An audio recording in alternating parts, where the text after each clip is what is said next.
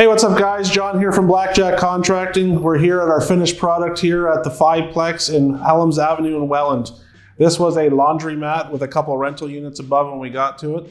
And this place turned out awesome. I know that they had a lot of problems with this project from a permitting and a design process. I know they went over 1.5 years of the permitting process because they had to do environmental studies and all that. That was a project, but I think they're pretty happy with the results. We took this project over from the framing stage. They originally were going to do it themselves, but they just didn't have the time, so they asked us to take over.